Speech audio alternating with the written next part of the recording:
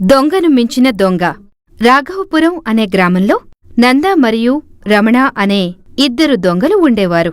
ఇద్దరూ ఒకరి గురించి ఒకరు విన్నారు, కాని ఎప్పుడూ కూడా ఎదురెదురుగా చూసుకోలేదు. ఒకరోజు నంద ఏదో పనిమీద వెళుతున్నాడు. ఎదురుగా అనుకోకుండా రమణ కలిశాడు. మాటల మధ్యలో వాళ్ళిద్దరూ రమణ మరియు నంద అని ఒకరికొకరు తెలిసింది. దాంతో ఇద్దరూ ఆశ్చర్యపోయారు. నందా, నీ గురించి నేను చాలా విన్నాను. నువ్వు నీ ప్రాంతంలో చాలా పేరుగల దొంగని తెలుసుకున్నాను. నేను కూడా నీ గురించి చాలా విన్నాను. ఇలా మనిద్దరం కలుసుకోవడం ఎంతో సంతోషంగా ఉంది. నువ్వు ఒకసారి మా ఇంటికి భోజనానికి రావాలి. చాలా సంతోషం, తప్పకుండా రేపొస్తా అని ఇద్దరూ సంతోషంగా మాట్లాడుకుని వెళ్ళిపోయారు. తర్వాత రోజు రమణ నందా ఇంటికి భోజనానికి వెళ్లాడు. నంద రమణకి అతిథి మర్యాదలు చేసి తనకు బంగారు పళ్ళెంలో భోజనం పెట్టాడు. ఈ పళ్ళెం చాలా బాగుంది, దీన్నెలాగైనా కొట్టేయాలి అని మనసులో అనుకున్నాడు. రమణ దృష్టి ఆ పళ్ళెంపై పడిందని నంద గ్రహించాడు.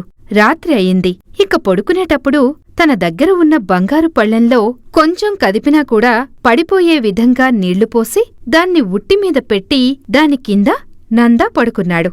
రమణ ఆ గిన్నెలో నీళ్లు ఉండటం చూసి, అమ్మో, వీడు చాలా ముదురు, దీన్నేమాత్రం కదిపినా ఖచ్చితంగా నీళ్లు మీద పడతాయి అని మనసులో అనుకుని కాసేపు ఆలోచించాడు.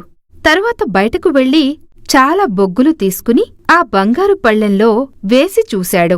అందులో ఉన్న నీటిని బాగా పీల్చుకున్నాయి. రమణ ఆ పళ్ళెం తీసుకుని ఊరిలో ఉన్న చెరువు దగ్గర పాతిపెట్టి గుర్తుగా అక్కడ ఒక కర్రను పాతాడు. ఆ తర్వాత ఏమీ తెలియనట్లుగా వచ్చి పడుకున్నాడు. కాసేపటి తర్వాత నంద నిద్రలేచి చూడగా అక్కడ బంగారు పళ్ళెం లేదు. దాంతో ఇది ఖచ్చితంగా రమణ పనే. వాడు దీన్ని కొట్టేసి ఎక్కడో దాచిపెట్టాడు అని రమణ దగ్గరకు వెళ్లి చూశాడు. అప్పుడు రమణ మోకాలి వరకు తడిచి ఉండటం చూసి నందాకి ఒక ఉపాయం వచ్చి చెరువు దగ్గరకు వెళ్లాడు.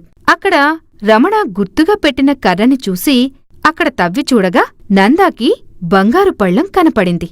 దాన్ని తీసుకువచ్చి మరలా ఇంట్లో పెట్టాడు.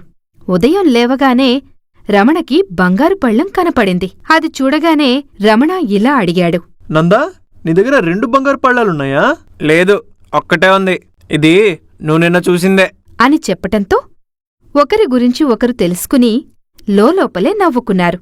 ఈ కథలోని నీతి: ముల్లును ముల్లుతోనే తీయాలి.